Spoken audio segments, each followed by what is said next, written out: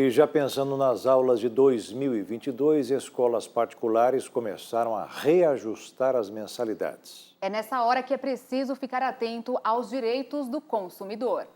Assim que a pandemia se instalou no Brasil, quase tudo fechou e muita coisa migrou para o virtual, inclusive as aulas. Foi aí que muitos pais tiveram de acumular função. Mãe professora, né? Na parte da manhã, Maria Luísa até acompanhava as aulas online, mas depois... Na parte da tarde, toda a demanda ficava para mim.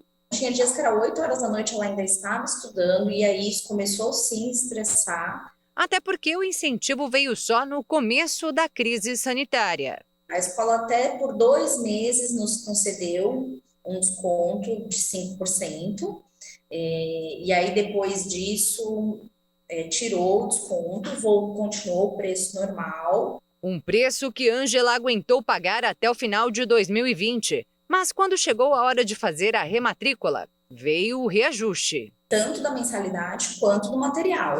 Na época, a alta seria de 8% em cima de R$ 1.300 de mensalidade e quase R$ 2.000 de material escolar. Aumentos previstos em contrato. O contrato sempre rege que o reajuste ele vai estar de acordo com ou equiparado à inflação.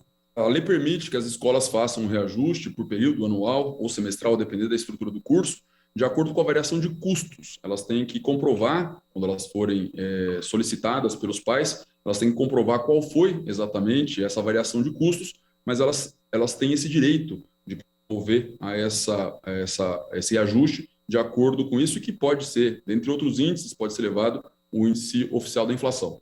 Ou não. O aumento pode ser maior, levando-se em conta todas as despesas da escola, como pagamento de impostos, encargos salariais, manutenção e conservação, além do investimento no aprimoramento didático e pedagógico.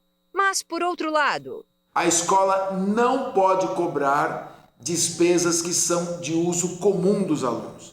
Em hipótese alguma, poderá compor o valor da anualidade ou da semestralidade taxas, por exemplo, de papel higiênico, material de limpeza e outros produtos que são de uso comum de todos os alunos e da escola. Isso não pode ser repassado para um custo individual no momento de calcular o reajuste da mensalidade. Todos esses dados devem ser inseridos pela escola em uma planilha de gastos que pode ser solicitada pelas famílias. Se todas as informações ali dispostas espelharem as despesas concretas da instituição, o reajuste, seja ele qual for, estará coberto pela lei. Uma questão delicada que envolve os reajustes é o fato de que, por um lado, a escola tem direito a fazer essa variação de preço, mas, por outro, também é possível, em razão da perda do poder aquisitivo por grande parte das famílias brasileiras, que isso acaba inviabilizando a manutenção dos alunos naquela instituição. Então, existe a necessidade de que de que os gestores das escolas encontrem um meio termo para que essa recomposição dos gastos não represente uma perda de alunos, porque isso pode acabar acarretando um prejuízo talvez até maior. Para Ângela, o reajuste pesou no bolso e a família se viu obrigada a transferir a Maria Luísa da rede privada para a pública. Mas não só pela questão financeira. A gente se esforça para pagar no presencial porque a gente tem a devolutiva. Agora, no online, tendo que a mãe ter que dar aula, fica inviável. Foi o que muitos pais concluíram nos últimos anos. Do total de 3,5 milhões de alunos, a rede estadual de ensino paulista conta hoje com milhares de estudantes transferidos da rede privada.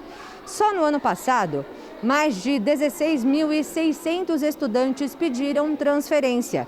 E neste ano, o montante contabilizado até o mês de setembro já passa de 10.500.